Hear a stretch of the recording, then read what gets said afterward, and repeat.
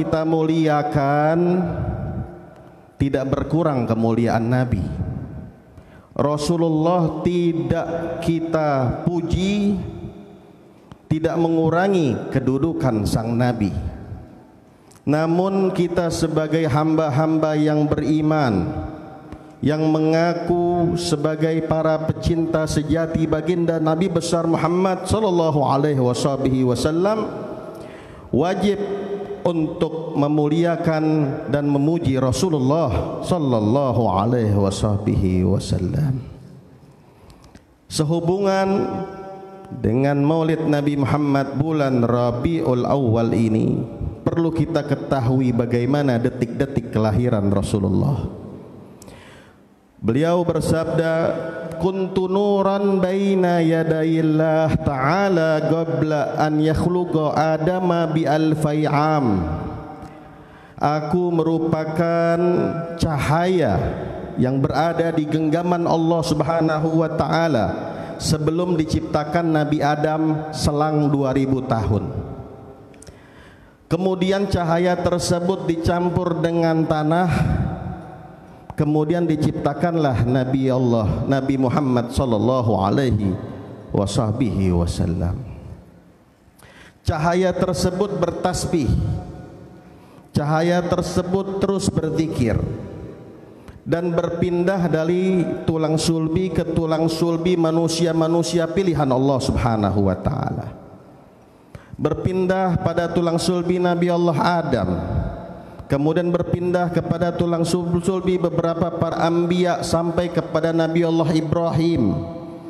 Pindah cahaya tersebut pada Nabi Allah Ismail, terus berpindah dan berpindah hingga Allah memilih kedua orang tua Rasulullah sallallahu alaihi wasallam, nur Rasulullah. Kemudian berpindah ke dalam tulang sulbi Abdullah bin Abdul Muttalib dan berpindah ke dalam rahim yaitu Sayyidatuna Aminah yang dikenal sebagai Al-Muni'ah, yaitu seorang wanita yang menjaga kehormatannya, seorang wanita yang menjaga dirinya dari perbuatan keji dan hina.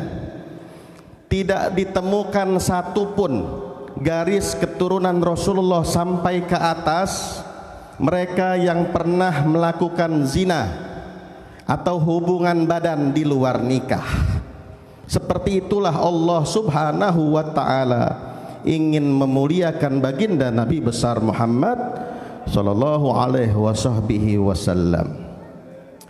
Kemudian Aminah pernah berkata, aku pun tidak pernah merasakan susah, merasakan payah, merasakan berat ketika aku mengandung putraku Muhammad ibn Abdullah, kecuali aku mengetahui diriku tengah mengandung seorang bayi ketika malaikat memberikan kabar gembira, wahai Aminah, engkau kelak akan melahirkan matahari kemenangan, kelak engkau akan melahirkan seorang nabi akhir zaman.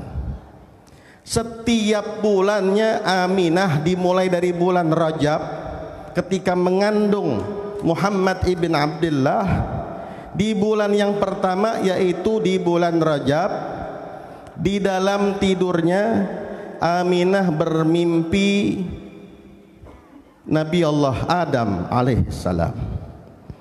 Di bulan yang kedua bermimpi Nabi Allah Syith. Di bulan yang ketiga bermimpi Nabi Allah Idris. Di bulan yang keempat bermimpi Nabi Allah Nuh. Bulan yang kelima bermimpi Nabi Allah Hud. Bulan yang keenam usia kehamilan daripada Rasulullah, Aminah bermimpi Nabi Allah Ibrahim. Bulan yang ketujuh bermimpi Nabi Allah Ismail.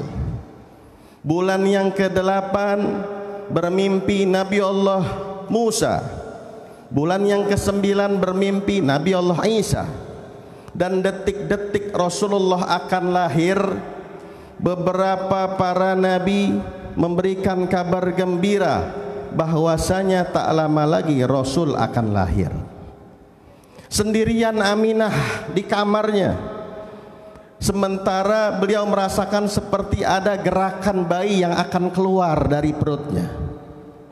Tidak ada satupun yang dekat dengan Aminah. Aminah pun berdoa kepada Allah, ya Allah, kirimkanlah bala bantuan karena aku akan melahirkan. Allah tidak tinggal diam. Allah mengirimkan beberapa bidan, antara lain Sayyidatuna Maryam, Sayyidatuna Asiyah, dan beberapa bidadari dari surga, kesemuanya yang akan menjadi bidan daripada Aminah. Dan alhamdulillah, saat-saat kelahiran pun tiba. Rasul lahir dalam keadaan bersujud, kemudian mengangkat telunjuknya ke atas. Beliau memakai celak mata, dan keluarlah pancaran sinar yang keluar dari perutnya sesuai dengan sabda Rasulullah, wa inna ummi ra'at haina wada'atni nuran aba'at lahu gusurus syam. Dan sesungguhnya ibuku melihat pancaran sinar yang keluar dari tubuhku hingga menerangi satu istana di negeri Syam. Padahal kota Mekah dengan negeri Syam ditempuh dengan jarak yang sangat jauh, namun tidak menghalangi sampainya pancaran sinar yang keluar dari tubuh mulia Rasulullah sallallahu alaihi wasallam. Berhala yang ada di dalam Ka'bah, yang ukurannya kecil, ukurannya besar, semuanya berjatuhan. Kemudian ada api yang dijadikan sebagai sesembahan orang-orang Majusi. 1000 tahun api tersebut belum pernah padam. Namun ketika Rasulullah lahir, api tersebut langsung padam. Masih banyak tanda-tanda kemuliaan lainnya, karena memang Allah Ta'ala ingin memuliakan baginda Nabi besar Muhammad dengan tanda-tanda kemuliaan. Hadirin hadirin